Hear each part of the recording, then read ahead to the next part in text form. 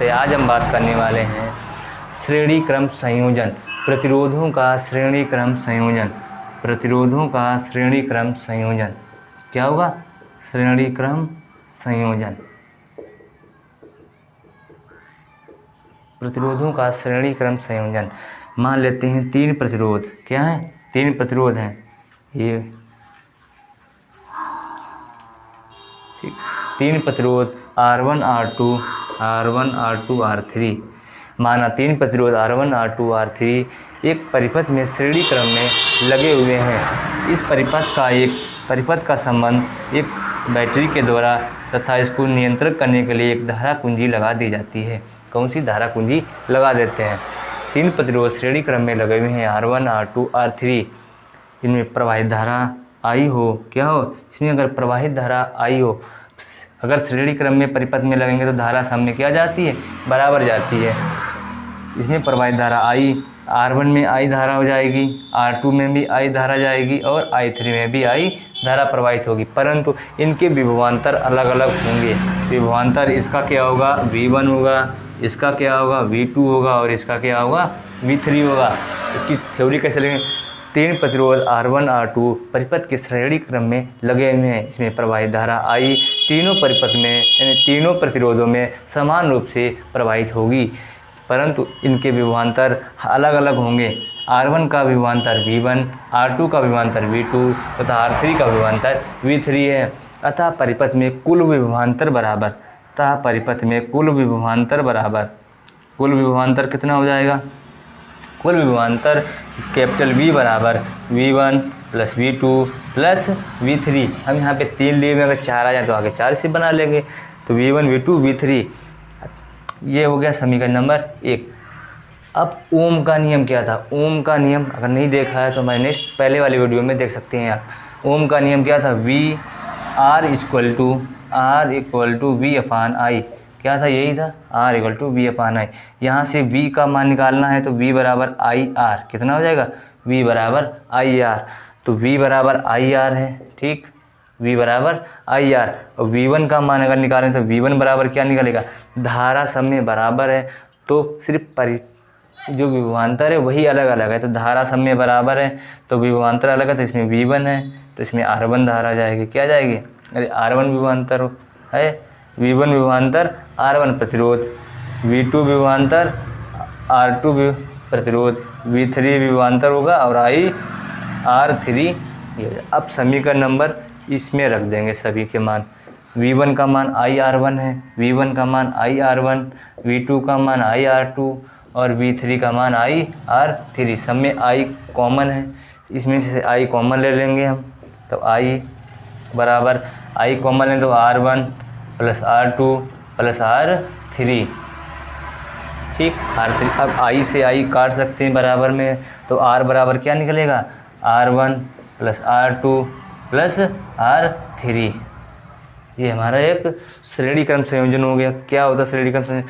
माना 3 प्रतिरोध R1 R2 R3 एक परिपथ में श्रेणी क्रम में लगे हुए हैं, जिसमें प्रवाहित धारा I हो।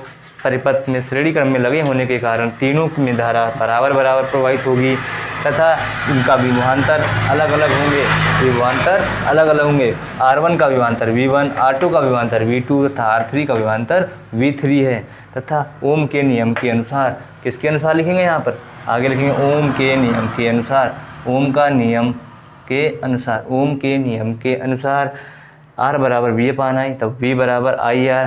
V का मान निकला IR तो इसे V1 R1 निकल आएगा, V1 R1 V2 R2 और V3 R3। I सब में बराबर है, सब में मान रख देंगे। I सब में क्या मिल जाएगा? कॉमन मिल जाएगा, तो I से I कट जाएगा, तो R बराबर R1 R2 R3। ये श्रेणी क्रम का संयोजन निकल आया। अब बात करते हैं समांतर अंतर क्रम।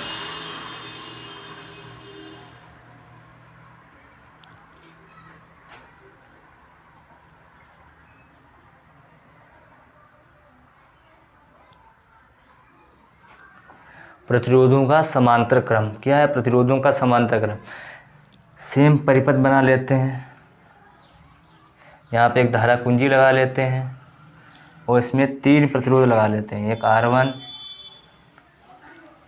एक R2। सही से बनाओ चित्र।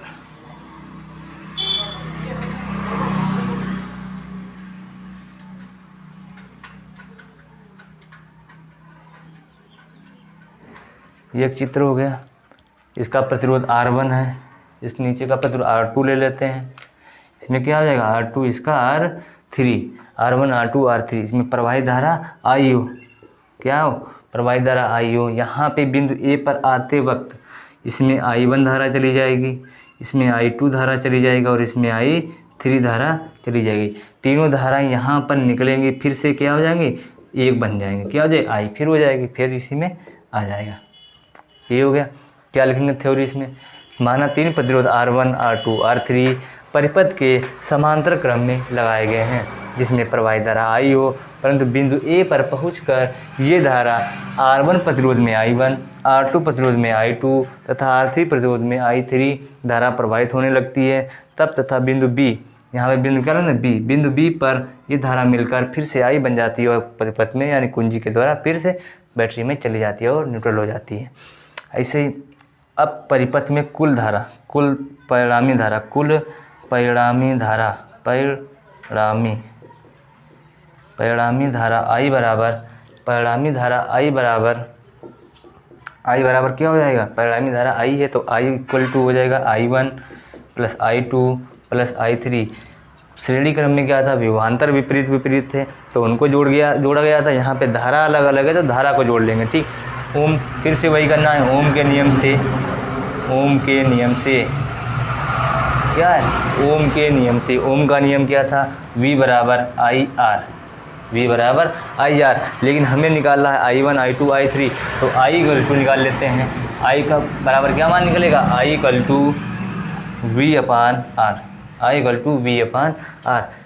I का मान निकाला आया। ऐसे ही I1 का मान निकालेंगे, I1 का मान क्या होगा V अपान R1, क्योंकि विभवांतर, ये गलती हो गई सॉरी, इसमें विभवांतर सब में क्या होंगे, विभवांतर समान होगा, विभवांतर समान होता है। समांतर क्रम में जो भी विभवांतर होता है वो समान होता है। I बराबर V अपान R, I1 बराबर V अपान R1, I2 बराबर V अपान R2 और I3 बराबर V अपान R3। इन तीनों के, इन चारों के मान समीकरण नंबर 1 में इसमें रख देते हैं। यहाँ पे जितना भी है इसमें मान रख देते हैं। I बराबर क्या है, V अपान R, I बराबर V अपान R रखो यहाँ से। I बराबर, पहले यहाँ पे एक समीकरण लिख लेते हैं फिर इसमें रखते हैं। I का मान क्या दिया है, V अपान R, I के स्थान पे V अपान R और I1 के स्थान पर V अपान R1, I1 V अपान R1 और I2 के स्थान पे V अपान R2 और I3 के स्थान पे V अपान R3। V अपान R बराबर, इसमें से देखो V सब में क्या है कॉमन मिल रहा है तो V सब में से कॉमन ले लेंगे तो V बाहर निकलेगा तो बचेगा 1 अपान R1 प्लस 1 अपान R2 प्लस 1 अपान R3, ये बचेंगे इधर। तो यहाँ से V कट जाएगा तो बचेगा 1 अपान R बराबर 1 अपान R1 प्लस 1 अपान R2 प्लस 1 अपान R3, ये बचेगा इतना। देखो करना कैसे है, प्रतिरोधों का समांतर क्रम, माना तीन प्रतिरोध R1 R2 R3 एक श्रेणी समांतर क्रम में जुड़े हुए हैं, जिनके में प्रवाहित धारा I हो, प्रवाहित धारा I है तथा बिंदु A पर पहुंचकर यह धारा तीन अलग अलग प्रतिरोधों में प्रवाहित होने लगती है। R1 प्रतिरोध में I1 धारा, R2 प्रतिरोध में I2 धारा और R3 प्रतिरोध में I3 धारा तथा बिंदु B पर पहुंचकर ये धाराएं मिलकर फिर से I एम्पीयर धारा बन जाती है। परंतु इनके विभवांतर सभी समान होते हैं तथा परिपथ की कुल धारा बराबर I बराबर हो। कुल धारा कितनी है, I है तो I बराबर I1 प्लस I2 I3 आपस में क्या होंगी, बराबर होंगी। अब ओम के नियम से V बराबर I R होता है तो I का मान यहाँ से निकालेंगे तो V अपान R निकलेगा। I बराबर V अपान R तो I1 बराबर V अपान R1, क्योंकि V क्या है विभवांतर बराबर है तो V अपान R, I2 बराबर V अपान R2 और I3 बराबर V अपान R3। ऐसे ही ये तीनों मान समीकरण नंबर इसमें रख देंगे, समीकरण I1 I2 I3 में। I के स्थान पर V अपान R ये दिया हुआ है, I1 के V upon R, I2 V अपान R2, I3 V अपान R3। सब में से V कॉमन मिल रहा था, V कॉमन ले लेंगे यहाँ से तो बचेगा 1 अपान R1 प्लस 1 अपान R2 प्लस 1 अपान V का डिवाइड हो जाएगा तो 1 अपान R बराबर 1 अपान R2 R2